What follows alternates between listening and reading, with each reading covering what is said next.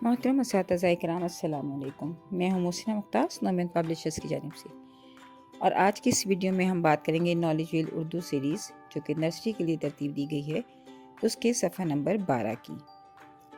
ये देखिए, ये है सफ़ा नंबर 12। यहाँ हर्फ बे की छोटी शक्ल और बड़ी शक्ल का तारुफ दिया गया है। क्योंकि अल्फाज जो हैं वो छोटी शक्ल की मदद से मिलकर बनते हैं, इसलिए बच्चों को हरूफ की छोटी शक्ल मुतारिफ करवानी है। तो बच्चों सबको बताइए कि ये है हर्फ बे। ये बे की बड़ी शक्ल है और ये बे की छोटी शक्ल है। ये बे की बड़ी शक्ल है और ये बे की छोटी शक्ल है, लेकिन दोनों की आवाज़ है ब। आवाज़ है ब। बे की बड़ी शक्ल है, छोटी शक्ल है, ये दोनों देखने में मुख्तलिफ हैं, लेकिन दोनों की आवाज़ एक ही है, वो है ब। ये बच्चों पर वाज़ेह कीजिए, और टीचर्स को भी ये बात समझना चाहिए कि बड़ी शक्ल या छोटी शक्ल दोनों की देखने में शक्ल मुख्तलिफ होती है, लेकिन आवाज़ एक ही होती है। तो इसका नाम है बे और इसकी आवाज़ है ब। फिर बच्चों को आप पूछिए कि आपने जो कहानी सुनी थी उसमें बे से शुरू होने वाले अल्फाज कौन कौन से थे। बच्चे अगर याद करके आपको बता सकें तो बहुत बेहतर है, वरना बच्चों को यहाँ तस्वीरों की मदद से तारुफ करवाइए। बच्चों को बताइए कि ये बत्तख है, बत्तख बत्तख। साथ साथ बच्चों से दोहराने को कहिए। ये बंदर है, बंदर बंदर। ये बस्ता है, बस्ता बस्ता। और ये बिल्ली है, बिल्ली बिल्ली। तारुफ करवाने के बाद बच्चों से पूछिए कि बस्ता कहाँ है या ये क्या है। इस तरह जब आपको यकीन हो जाए कि बच्चे इन तस्वीरों को पहचानते हैं, तो फिर आप उसके बाद इनकी इब्तदाई आवाज़ का तारुफ करवाइए। जैसे कि बच्चों को बताइए कि बत्तख, बंदर, बस्ता और बिल्ली। इनकी इब्तदाई आवाज़ है ब। ब बत्तख, ब बत्तख, ब बत्तख।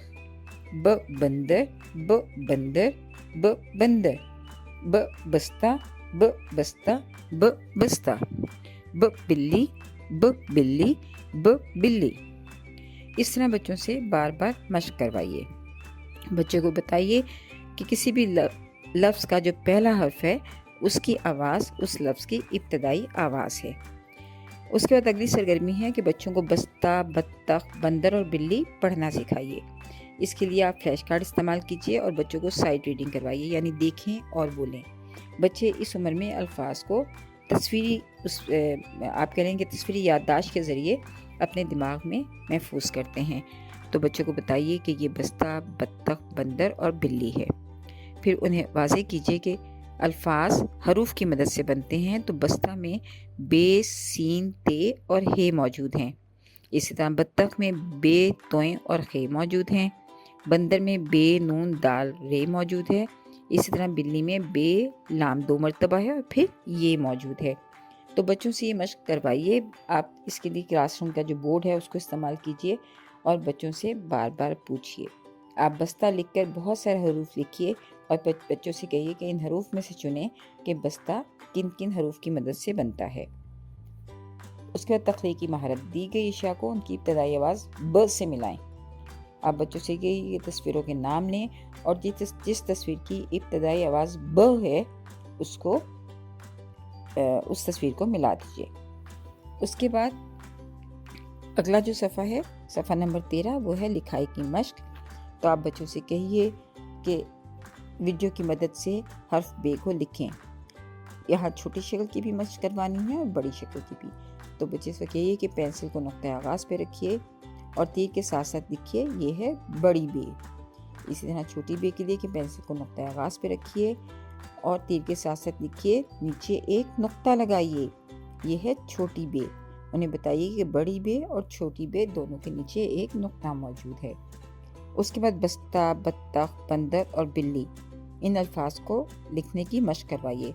इन पर पेंसिल फेरने को कहिए ताकि बच्चे इन अल्फाज पर जब पेंसिल फेरेंगे तो उनकी जो टच सेंस है पेंसिल फेरने से वो अल्फाज की बनावट को जान सकेंगे और अल्फाज को लिखने में उनके लिए आगे जाकर ये मददगार साबित होगी। शुक्रिया। बच्चों को हर्फ बे दुरुस्त अंदाज से लिखना। नज़म: बे लाइन पर लेटा हुआ, इसके नीचे एक नुक्ता गाकर सिखाएं।